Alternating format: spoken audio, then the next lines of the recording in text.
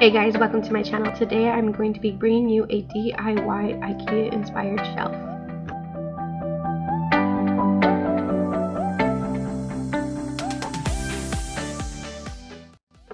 I needed to have a solution that covered up that eyesore in my living room. I liked the option that the IKEA shelf gave me because it still let me have access to the power plug if I needed it.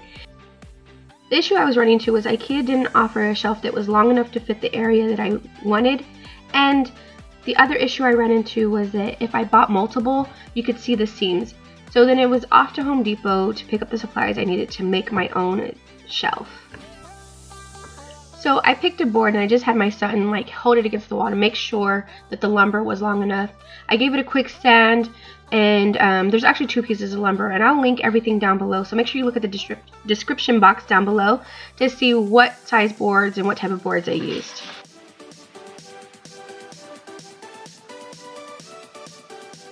So I'm showing you all the tools that I used, but you will see later on I ended up having to modify and do a couple of things different to make this project work. This was kind of a tough DIY. I thought it was going to be really simple, but I'm showing you the mistakes I made so you don't make those. So you'll see that I kind of messed around and I changed some things up. You don't actually need the wood glue, or at least, I mean, it wasn't a necessity. So if you don't want to use the wood glue, then you don't have to. So here I am struggling trying to get this nail in, and oh my gosh, it was such a pain. I even tried to use screws to screw it in with my drill and had issues until one of my friends said, "Why aren't you drilling pilot holes?" Once I did pilot holes, it made the biggest difference and the job was so much easier and smoother. So learn from my mistakes, drill some pilot holes, and it will be so much easier. Putting it in a pilot hole may sound intimidating if you've never done it before, but all you need is a connection that I have to my drill, and it needs to be about the size of the nail that you have as far as width wise. And then you just drill a little bit of the ways down, just something to get it started, not completely the length of the nail. And then once you get it the halfway point I say of the nail, then you take that tool out and then you nail in the actual nail, and it holds everything up nice and easy. Once you have all your screws in and your board is nice and put together, then all you need to do is paint the board. You can paint it whatever color you want, or you can stain it. I chose to paint mine white like the ones in the store of IKEA, but I like that you can customize this. When it came to hanging the shelf up, I just used these 2-inch L brackets, and I made sure that I screwed them into the studs just so that they had more support and more strength. And so I used my stud finder here to find the studs and make sure that my screws were screwed into the stud.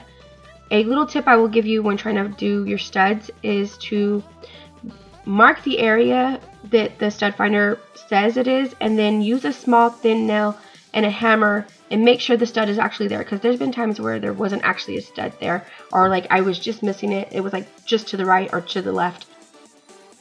So here I am just putting the shelf on top of the L brackets, and I'm trying to find the center of the shelf. I'm going to mark it because there's 2 little holes, and so I'm marking those holes so like that I can pre-drill some screws to keep it more stabilized when it's on the brackets. And make sure whatever screws you use, I know this sounds like common sense, but just make sure whatever screws you use don't go completely through the wood. Pre-drilling the holes just help the anchoring them down to the L brackets so much easier once the shelf is up. I had my daughter come and help me and hold the shelf. Obviously the first time I was up I had a weird positioning. This position was a lot more easier to get the boards secured. But this is the final product. This is not how the shelf is going to continuously look. I just kind of threw some stuff up there for YouTube purposes to get this video up, but I hope that you like this video. The tip that I want to give you guys before we leave is make sure that your board is straight and even. I ran into some issues with one of the boards being warped, and so that made this job a little bit tougher. The price of this shelf to make came out to about $15, which was just above the price of the actual shelf from IKEA that was way smaller, and I would have needed 3 of them to make this same length. If you have not done so yet, go check me out on Instagram. I put this on Insta stories when I first started working on this project, and if you do something like this in the project, or a project like this, tag me so I can take a look at it. I'm also looking up different ways to style this board, so if you want to tag me on any inspiration pictures on Instagram, please do so. I really need help figuring out how to style this shelf.